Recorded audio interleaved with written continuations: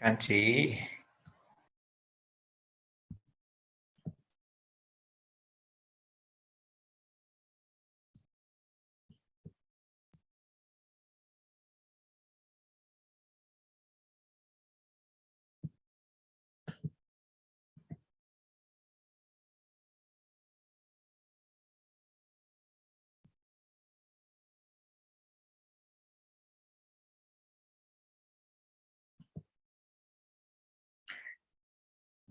Shanti.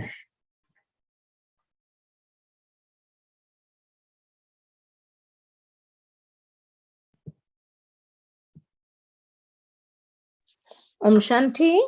We can hear you. You can hear us. Okay, thank you. Good evening, ladies and gentlemen, brothers and sisters. I must say on the onset, when I was asked to introduce Brother Farooq Waja, with no hesitation, I had agreed because I haven't seen him or spoken to him for a while, and we have some history together. And it's an absolute pleasure to introduce a brother who I've had some interactions with over many years. So, Brother Farooq, how are you? Before I share all your valuable endeavors over time, and you are willing to share that with us to make us a little bit more smarter and cleverer and so on, how are you? Kadravelen Om Shanti, it's lovely to see you again. Yes, and you too. I think the last time we met was at a jazz concert somewhere in Randburg. Yeah, that's those are common places where jazz music is very spiritual in its own way.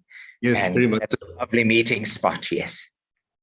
Yeah, no, I remember that well. And Yeah. I hope the family are all well. They all well, we're all good, and I hope your side as well. Entrepreneur, and you've always been inspiring, and you still are an entrepreneur. You come with the background of marketing strategy and technology, and you've worked extensively in the corporate world, and you've been involved with some big companies, but and you've really learned and interacted with various people at various levels. And you now want to share that experience with us as to how we achieve, within this difficult time that we're living in of COVID-19, not only us at home, but I think the whole world has, succumbed to this COVID-19. But we're all working through it tirelessly, and we're all being careful as much as we can. But yes, your talk and your sharing of today is talking about how you would want to help companies achieve their profit margins, or that I think in all businesses, the objective is to make profit, and you are willing to share how we can leverage through these digital technologies. So that's going to be exciting to listen to you how this can be done, because I have my own business, and hopefully that I could learn and possibly use some of the stuff that you're going to share with us. But then you also have another life, and we've sort of met at the jazz festival. You're a musician on your own. I see your sitar at the back there. You've also studied extensively classical Indian music. You wanted to learn very deeply about improvisation. And then you also have another love, a professional photographer. So I don't know how you find all this time to do all this, But I think we who are going to be listening to you can only benefit from your extensive experience in these various fields. But Brother Farooq, before you comment on all of that, way back, I think I was about 2 or 3 years in meditation, and I think you had come to live in the same street that I live in, Observatory, and I did not know that. And again, our finding path was at the Observatory Center. So that was also lovely to meet you under those circumstances. So, Brother Farooq, yes, I think our relationship has been special because we try to do a few things together, and certainly I must say this, that you're quite an astute person. And of course, I've learned a few things in which I still hold dearly. So over to you, Brother Farooq. Thank you for that. It's the relationship with you is very special for me too. And not just with you, but with your family. I've had the opportunity to work with Sho and your son, which was a very, very interesting experience and opened new doorways for me as well to look at how the younger generation perceive things at a stage in my career when things were changing for me and moving from corporate to the entrepreneurial scene. But it's a relationship I value as well. And unfortunately, we're a little further away from each other today. But I think those bonds remain and the links are there and they continue. So I'm always aware of that. And I think the center was a good meeting place for us, because I think our meeting coincided with my willingness and final setting the time aside to understand the deeper meaning of many things that I'd kind of glanced over in the past. And I think you helped in that respect as well. Pardon me. So thank you for that. Yeah. So, brother, yes, no, thank you. My experience as well. And of course, I also met your family. It was also great to be with them. And yeah, they all now, what are they out of school, I take it? Oh, yes. Rosina teaches in Qatar. She's abroad. Yes, I know. And returning hopefully in about a year. She misses South Africa, and I think she's had enough of the desert. And Yeah. Ilham is still here. She's closer to you. She lives with Nadia's mom in Johannesburg, studying as well. And it's a nice age for your children to be, you know, where they're not dependent anymore. And the pendulum begins to swing. So I think I can start depending on them. Oh, wonderful, wonderful stuff. So, Brother Farouk, I mean, there's 4 strategies to gain through leadership and support. Yeah. Would you just share with the greater audience that are there and take us through all of that? Okay, so I think to you, Brother Farouk. Thank you. You're welcome. It's and a pleasure to talk to you. Likewise. So I think for the benefit of people who are in the session today for the first time and maybe missed one of the 2 sessions, we've had, this is the 3rd one this year, and we started off by trying to understand how to set objectives, how to be realistic in our approach. That was early in January. And then we moved on to the strategies that you just mentioned, and I'll cover them very briefly, but that was really to try and get to grips with this cultural revolution that's taking place and that's been brought about by the pandemic that you mentioned earlier on. And it doesn't look like it's behind us at all if you look at the numbers coming in from the Department of Health over the last day or 2. So I think the relevance is still there. There are many people that I meet who are still waiting for things to return to normal. And many of those who are waiting are going out of business very quickly, finding out that they've even forgotten what normal used to be. And I think it was Peter Dirkes who had one of his shows called Adapt or Die many years ago. And it's that kind of time for me, whether you either adapt and learn new things, or you just go by the wayside and you get taken over by the new things that are coming our way. So the second session really had to do with the 4 strategies of gaining support from our leaders if we were in an organization. And my approach has always been and continues to be taking principles that are applied at a corporate level and presenting them and repackaging them to smaller companies to show that they can be relevant there too, and not at an enormous expense, and in a way where they can achieve the same benefits that large organizations can. So in gaining the support from your leadership, I think was really my way of saying the change starts and is initiated at the top and requires a special mandate, if you like. You can't initiate change from the bottom. And that was really to get to understanding that the change is not necessarily from something known to something unknown, but more to be viewed as a transformation where we move from something known to something we try and direct our activities towards and get people's support. So we go from known to known rather than known to unknown, which usually infuses fear into people. And that led on to the second strategy, was to develop a resilience. Again, the culture change that is required is something that we've always had to deal with in the past, where mistakes are not rewarded. We are judged by successes, and often the successes deal with what we're trying to achieve rather than how we achieve them.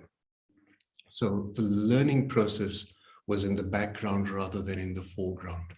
So that resilience, I think, fuels the whole adapt and grow philosophy, which is required, I think, in business today, and really in businesses of all sizes and across industry.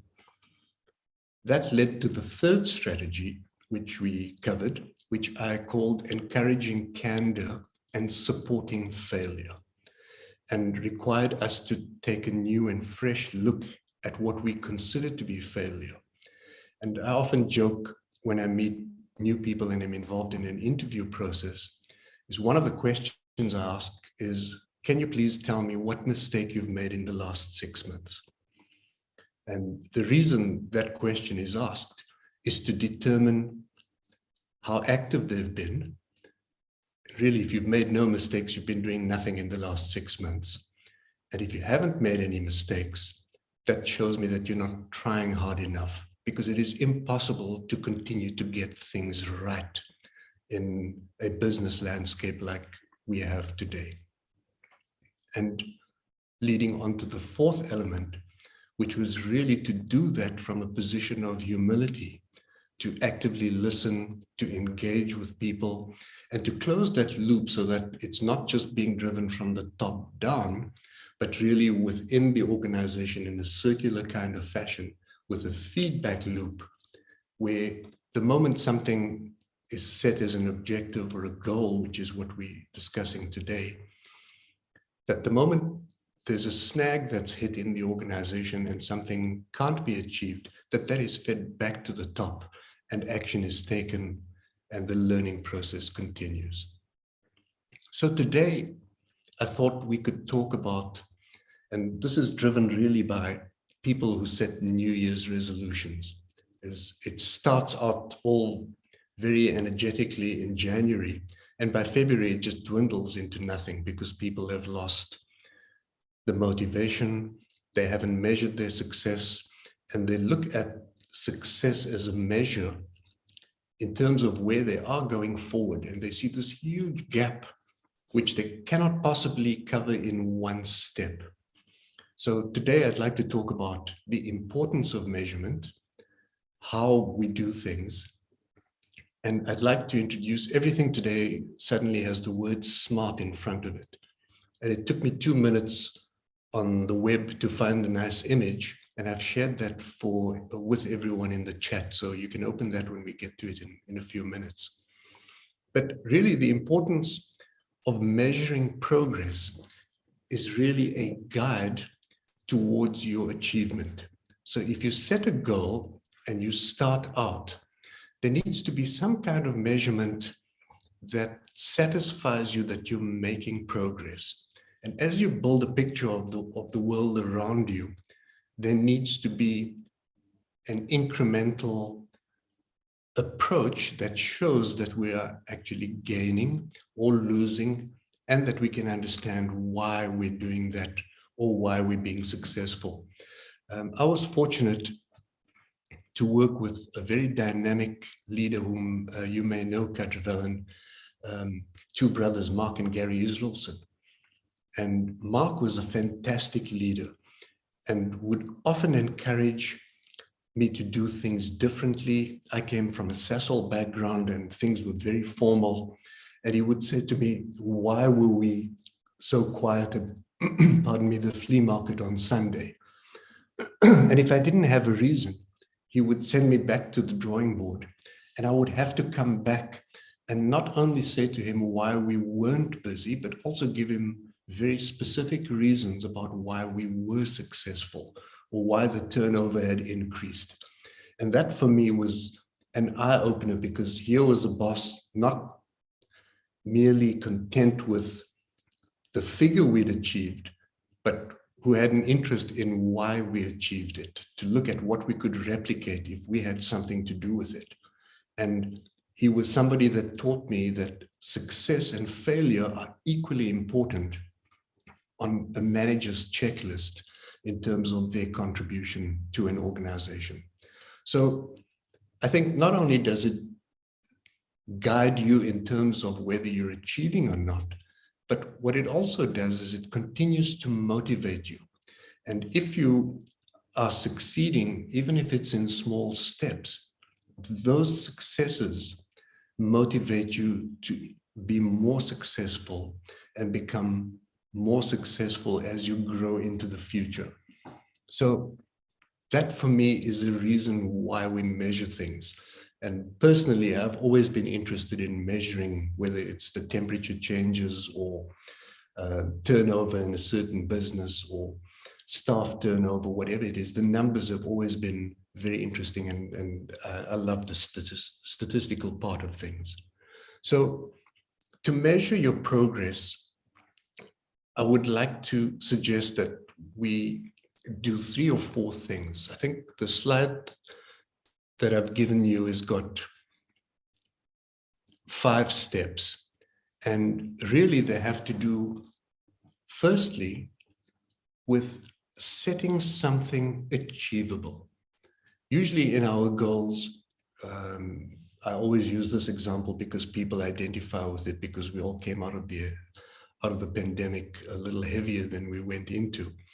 So you cannot say, I want to lose 5 kilos, because 5 kilos is not something you can go out into the dark and lose. It's an objective, it's a goal, but there's nothing doable about it. So in order to identify what you'd like to achieve, you need to put something which can be acted upon. It needs to be actionable or doable. And if it can't be, all the message really is that you need to unpack it or take it down or up a level to something that is really doable. So for example, if we continue with the weight loss theme, what that might require is that you make certain dietary changes, that you make certain lifestyle adjustments, that you start to exercise on a specific program. And those are the doable things. So when you get onto the scale in a month and there's been no progress, or there has been, you can actually put it down to your workout schedule, any dietary adjustments you've made, and the inputs are then completely understandable in terms of you trying to achieve something. So that's the first thing, is identify what you're trying to achieve. And it can be something as similar, if you're talking social media, it can be, we want to get to 10,000 followers on our Instagram account. That's an objective, but the action part of it would be, well, we're currently at 1,000. And in order to get to the number we've just identified, we need a marketing program, or we need to spend money doing certain things. And those are the elements that you act upon. It's very important in setting an achievement target, if you like, that there's an understanding of where you are currently. So you can't just thumbsuck something and take a shot in the dark and say, that's what we'd like to achieve. For me, there needs to be a creative tension between where you are, your reality, and where you would like to be, which is in the future. And that's never a straight line. But if there's a tension between the two, you always know when to come back as you zigzag through the process, and you always know what the end objective is. So be specific in terms of how you want to do things in order to achieve something else. The second element is to set a deadline. And I'm going to go back to the example one of my managers used in the past. And he called me aside one day, I think we'd missed a deadline for something. And he said to me, Farouk, deadlines are the respect we have for our jobs. And I didn't quite understand that at the time. And he said to me, under no circumstances are we allowed to let a deadline go by. He says, so I never set those deadlines. If I give you a task, I will always ask you to set the deadline. So I'm hoping that you'll think about it before you tell me when you're going to achieve it. That was a new concept for me as well, and something that I applied very, very successfully in many of my positions later on. The fact that I could choose to set the deadline and my boss wasn't saying to me, I want this done by tomorrow or next week, was a novel approach for me.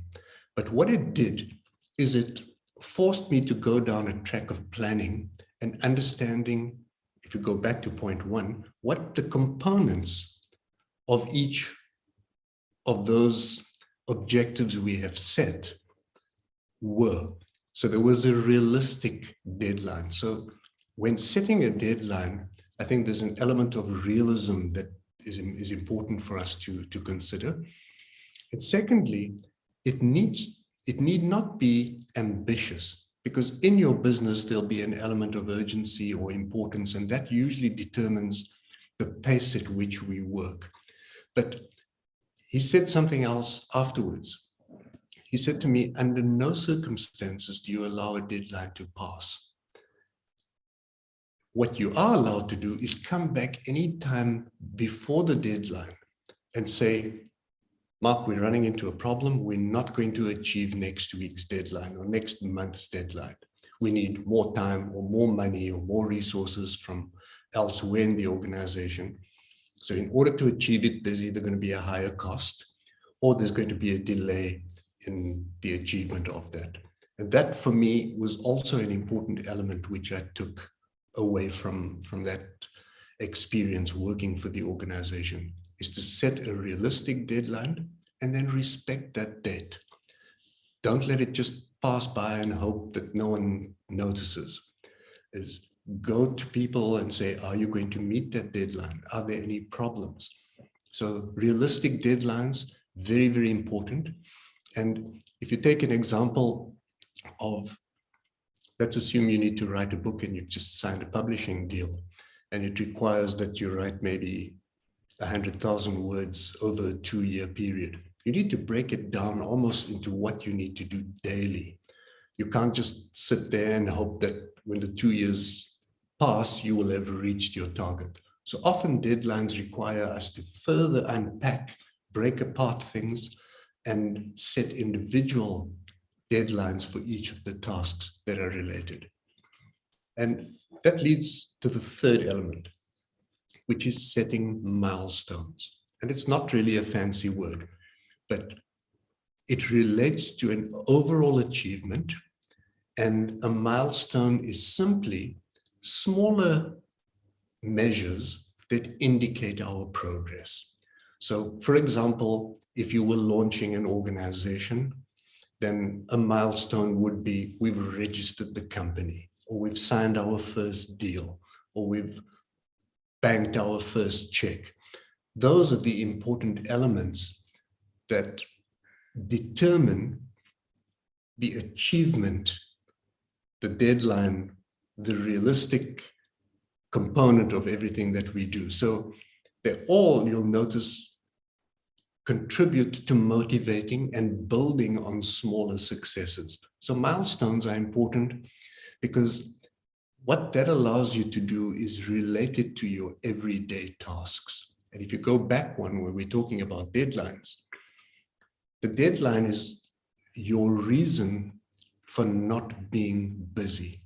When people say to me they're busy, they've got a prioritization issue. So the deadlines and the milestones guide you through the overall experience, your overall progress, and ensure that we don't miss the overall target. There's a very nice example, and I'm sorry to use a military example, but the link between today's session and the session we did before is almost akin to the way a guided missile works when it is launched. It almost never, when they hit the fire button, gets the target. There are about 1,000 communications that happen from launch to the time it strikes a target between the two computers on board.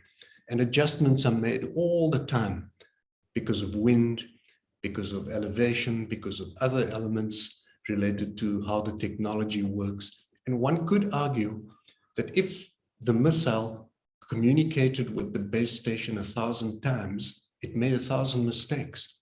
But I would argue that those 1,000 mistakes were necessary in order to hit the target. So the creative tension that I spoke about earlier on is very similar to this as well. Is each time they make an adjustment, it goes off course, and then it's adjusted and continues in that fashion until it hits the target. In this case, it's the achievement of our goal. So if you'd like to open the graphic that I shared,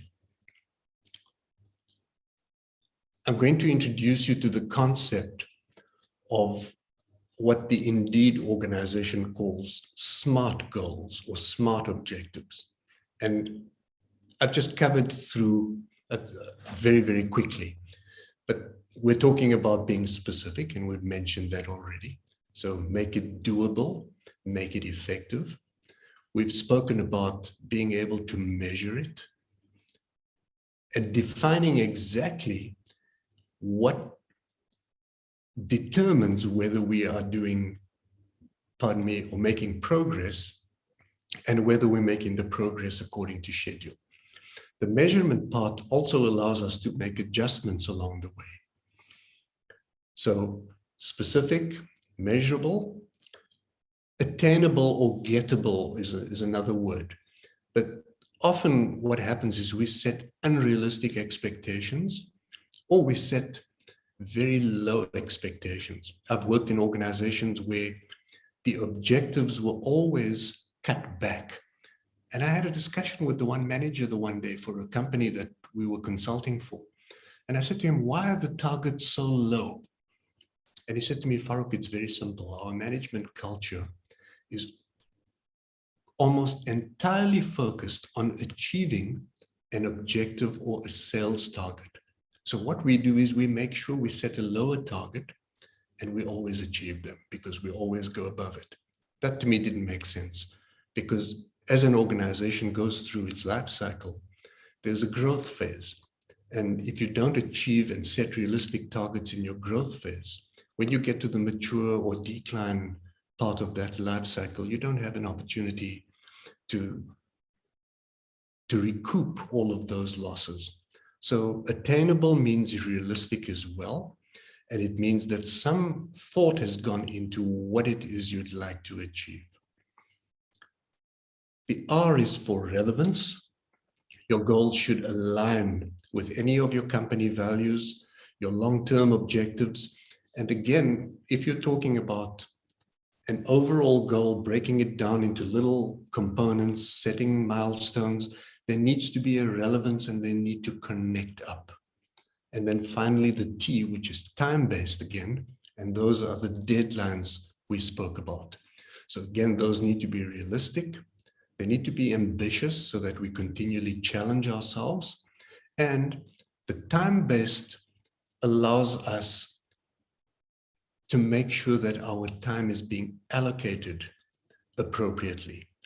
I listened to an interesting podcast a few days ago about the case for a 4-day work week, and some very, very interesting research coming out of New Zealand, Australia, the US, and the UK as well, where thousands of people are being put through an exercise to look at what the results are, positively or negatively, when people get a 4-day work week, but are paid for 5 days.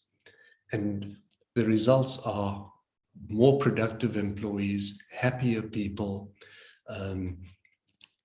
employees that feel they're getting more from an organization, less people taking sick leave and using medical benefits, which cost the company. So I think time-based is something for me that's quite important at the moment, because the pandemic has also forced us into a situation where we re-look at what we considered relevant in the past, what we considered attainable, and how we measured it. In the past, I think most people considered the what. Today, and very much in 2022, we're considered with the how. So it's the learning organization. And I hope that you find this little graphic useful. It's a very nice thing to refer to on and on. And then in conclusion, I think what we want to do is document our progress. So whether you write a little journal entry if you're doing something personal, or whether you generate a report for a department at your office, I think it's very important that we report positively, neutrally, and negatively, and that reports motivate people, make them understand why we're lagging behind in certain areas, and reports that outline exactly why we are getting things right. If we get anything right in business today, it's something that we need to share with our employees, with our customers, with our suppliers, and any contractors that we work with as well, because everyone is going through the same learning curve, and that experience effect is expensive. So if we can share the knowledge that we are gaining as we go through this process, I think there's a lot to say for organizations that will come out of it in a healthier state. And Kadrivel, that's about the outline of what I thought we'd go through this evening. I was hoping that we get more questions than me just talking, because there's value in that as well. And I got quite a few questions from the last session, which I would like to have covered here. So I've allowed some time for questions and to go through any of the issues that you'd like to raise that you've picked up from the discussion this evening. Yeah, Brother Farouk, I think let's just throw it open to the audience. Some of them have been following you with your past sharing as well. So I think let's throw it open and see. I think there is a question in the chat group. You can just respond, directly, and we would take it from there. But I'd like to encourage people to, participate and ask many questions so that we can go away better understanding. Thanks. Can you read the question, or should I read it out to you, brother? You are muted, Farouk. I apologize. Farouk? Okay, so you can read the chat and you can respond to it directly, or just shout as if you need any help. Okay, I shared just one image, and I've just done so to save people from scrolling up and down. But that's just one image that I shared during the session today. And it's in the chat window. Hi, Brother Farouk. Apologies. I'm in the chat window and I can't see the image. Hence, I'm asking, was it shared on the chat on Zoom? Was it shared on a chat on another platform? The chat on Zoom. I must have the wrong version of the software in my PC because I can't see the image. Hence, Okay. I'm asking. Okay, I've not shared a picture in another way. Let me just see if I can send it to you directly. Otherwise, you want me to, Farouk? Can you you want read me it? to share on the screen with you in the corner? Yes, Marco, if you can, please. Okay.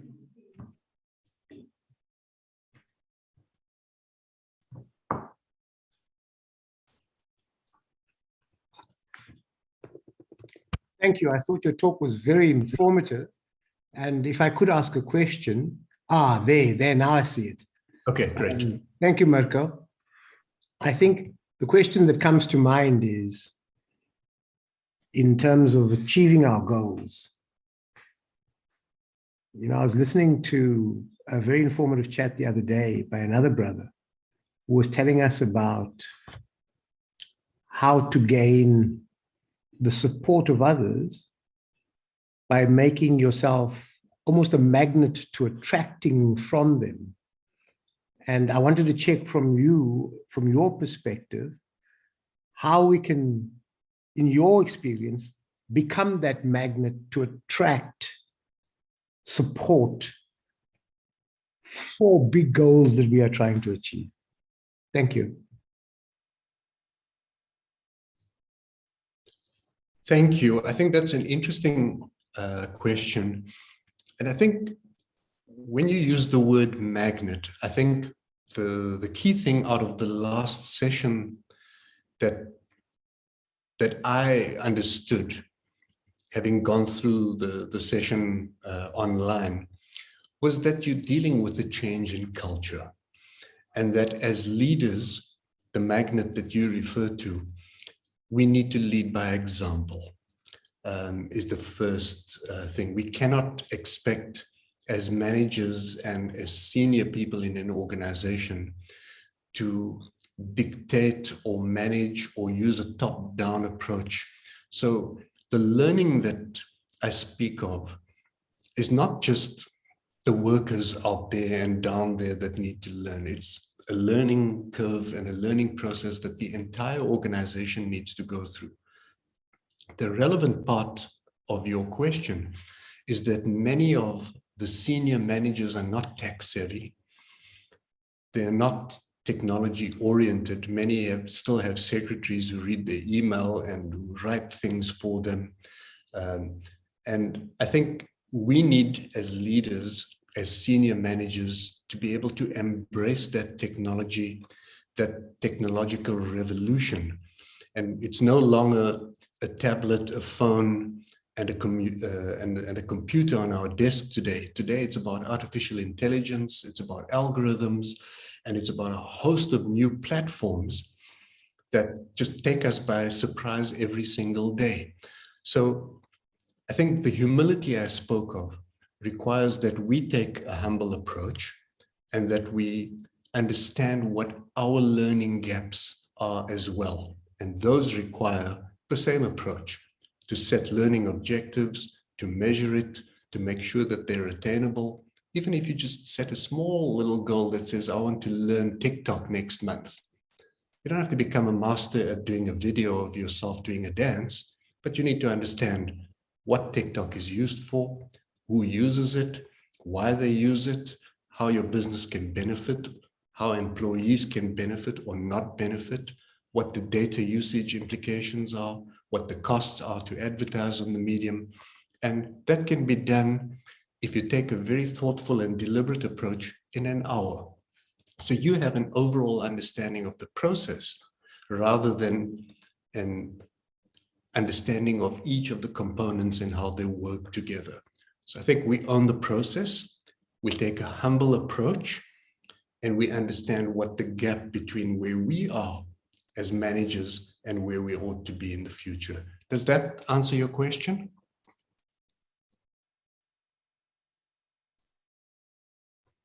Absolutely. Thank you so much.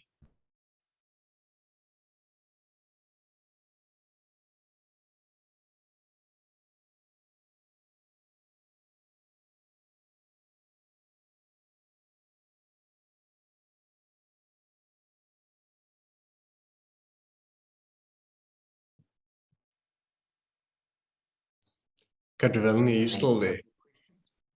Yeah. I'm sure there are some other questions coming up now.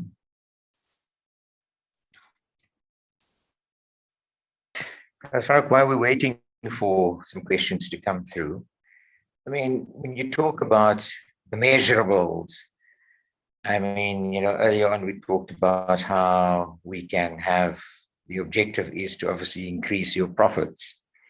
And that would be through exactly what you're talking about, the technology age that we are in. Particularly we're moving in we're moving in a different generation in terms of technology and so on. I mean, do you measure each goal, or do you measure performance as per allocated to certain people? If you're talking in a multi-sectorial kind of business where you don't have only one particular product that you're doing, you are obviously, there's various strategies for various products, or various ways of using the marketing strategy for different things. I mean, is there one way that you could just use the norm as a measurable thing, or what would it be? Is it exactly what you're trying to say, that profits can increase? Would that be the overall measurable, or is it also talking about people, skills, and development as well?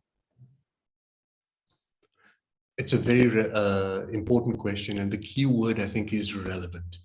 I think one of the things we've learned and are still learning coming out of the pandemic is that maybe what we measured in the past was not so relevant. And you'll know, being in the business that you're in, sometimes you measure sales revenue, other times you measure cash flow. Mostly they relate to the overall profitability, you're quite correct. But how we got to profit, I think, is important. And today, I think what we're trying to understand is how healthy our employees are, how satisfied our customers are, what the cost to acquire a customer is, and especially what the cost to lose a customer is. So I think that, again, we're seeing a clean slate, and we're seeing people measuring different things, because those different things that are on slate today are much more important and were maybe not even relevant 2 years ago, before we went into a pandemic and the lockdown status, etc. So I think a fresh approach, again, in terms of anything that we used to do and new ways of trying to understand how our business operates and why it is profitable or less profitable today.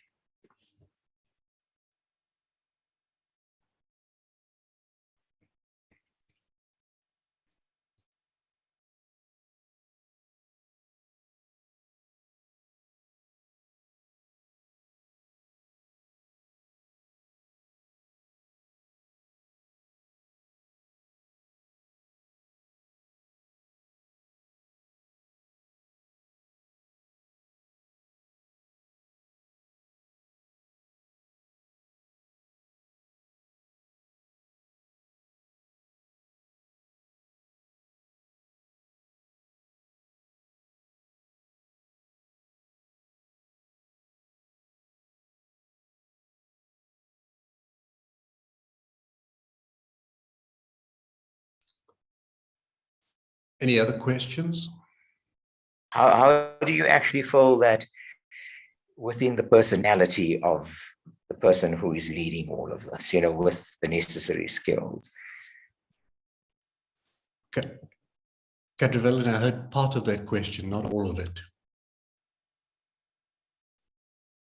Okay, I think we somehow it didn't come through, but I was just saying that, depending on the era that you were born in, and of course we had come in the late era where computers had only come in our lives at a later stage. These days, there are lots of young people who are very technologically aware and are leading some of these big conglomerates. I mean, is it only that would be able to make you a leader, or are you talking about the package in terms of having the total personality, in terms of showing leadership in various things? I think it's an overall thing, and I think we've got to be careful that we don't dive down the technology route. Technology is not the answer to everything. Certainly, it's come between a lot of businesses and their customers, that I concede, but I see a lot of misapplication or misuse or even abuse of technology. Whether we choose the right medium, and am I sending you a WhatsApp message that is that long instead of an email, or am I sending you an email that long instead of having a meeting with you? And I think the choice of technology is important. That has to do with our overall understanding. But again, the key word is relevance. So you might decide your organization is going to embark on a social media strategy. And there are many social media platforms, and you might not necessarily need to be on all of them. Some will be more relevant than others. So I think the leadership role needs to be from a values-based, and the values of the organization are the areas in which we need to rework and tweak the things that are important in a business. So if, for example, measuring customer satisfaction was done in a certain way in the past, today it might be done differently. I'll give you an example. In the past, we may have had a showroom, or we may have had a warehouse or retail outlets, and customers used to come to us, and their satisfaction was determined by how we treated them. Today, they might be ordering online. Their packages or the products that they buy may be delivered to them by a third party. So in many of those areas, we are no longer responsible for the entire experience. So we need to understand, we used to measure customer satisfaction in that way in the past. Today, we measure it differently. So our website needs to look different. The company that we align ourselves with from a courier point of view or delivery point of view needs to conform to certain values that we have, or at least share them. And I think that whole experience is shrouded in mystique most of the time. There, I think, is where the CEO or leader of an organization needs to play an active role in trying to understand how we connect with our customers, how the interfaces have changed, and what the new measurement criteria are. Does that make sense? Yes, it does. Thanks for that. I don't know if there are other questions waiting for you. I see nothing in the chat group, but if you want to further expand, you're welcome. Knowing that we're looking at time, there would be a commentary meditation by you. So there's still a few minutes if you further want to share. No, I'm good. If you would like to do that, I'd be most grateful.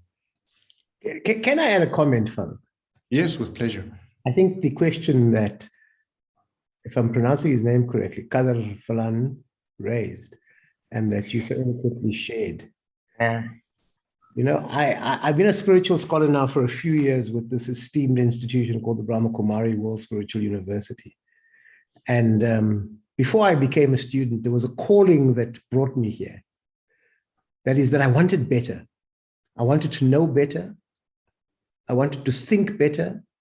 I wanted to do better. And learning meditation, learning silence, taking study every morning, and learning the practices of spirituality has really enabled me to become better. This wanting better has also, through my association with this organization, helped me develop relationships, firstly with Baba, with Dipti, with Pratibha, with Mona, I can go give you a whole list of names. But that development of relationships has helped identify the next critical piece, which is the opportunities to make better. And in Brahma Kumari language, the identification of opportunities to do service, to really serve so that we can offer better. So this wanting better, developing relationships for better, and spotting the opportunities for better have become a virtuous circle. And I say virtuous with virtues. that I was taught in this organization is the key to making better, not vices. To let go of Maya and embrace the remembrance of Baba in every action that I take. So that virtuous circle has been quite empowering to me in this journey through time. And time and choice has helped me to understand what meaning I must make out of the events and circumstances. And the filter through which I now, very fortunately, perceive events and experiences. Even the context has shifted because I'm asking Baba to help me make context and interpretation of event circumstances in order that my response is offered with the meaning of truth. Or let me put it this way, where the meaning is taken from the Master Almighty Authority. And that virtuous circle, whether I'm developing relationships using digital technologies, of which Farouk has mentioned quite a few, or identifying the opportunities which are now being transacted on Web 3.0 via all these platforms, digital tools, are all with that original purpose of making the world better. All with the purpose of making meaning where Baba is guiding that. And I think the leadership example and the leadership support that I've heard Farouk speak of are whispered to me every morning in the Murli, because when I've got Baba's support, I attract that support from everybody here on earth whilst in bodies. And I wanted to thank you for that, Farouk, because it was very insightful. Shanti. Shanti, thank you for that. I think it's very relevant. And the key word there again is the understanding of where the magnetism that we were speaking about earlier on comes from. Is you have that direct link, and it's important that you use it. Yeah. Thank you, Brother Andre. That was totally agree with of where you're coming from. Yes, thank you for that input. So, yes, Brother Farouk, I think coming down to almost 8 o'clock, and I think it's time for meditation. I think the host will then cue us in. And thank you, Brother Farouk. It was really lovely to listen to you. And yes, good luck. We shall meet again. Thank you, Kadavil, and nice reconnecting with you as well. And it's always a pleasure and a privilege to work with the Brahma Kumaris, always. Wonderful. Thank you.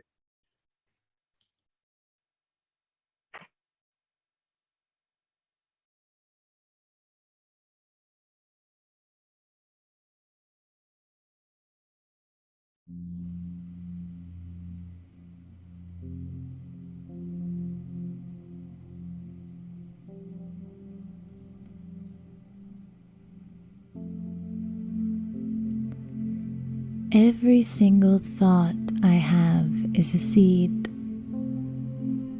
and it eventually turns into something. For centuries, we have used our thoughts, our mind, to create beautiful temples and buildings. We have used our minds to create advanced pieces of architecture.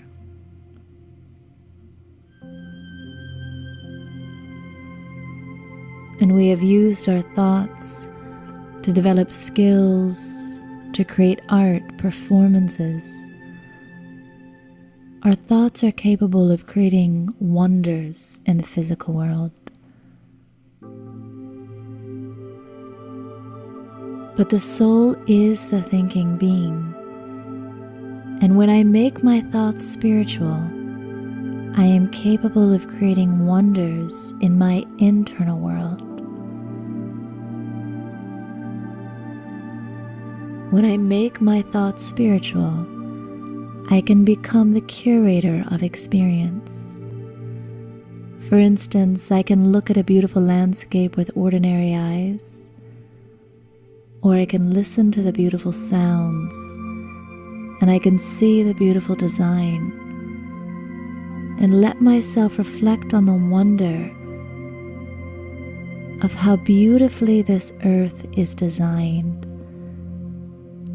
And when I remember that this is a gorgeous stage for us to enact the drama of life, then I can begin to have an inner experience of awe, of wonder, of sacredness.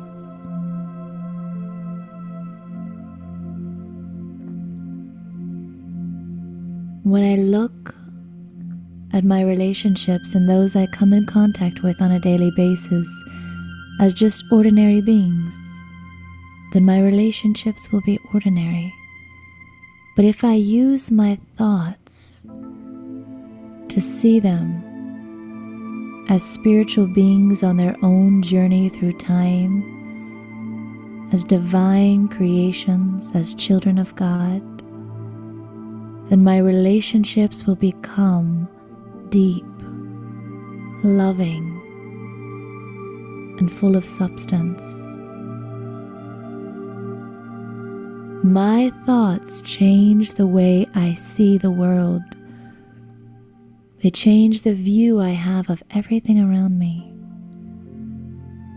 And when they are spiritual, when I see others as souls, when I remember that I'm a child of God, when I remember that this is a wonderful theater of life, I can transform the ordinary scenes into magical ones.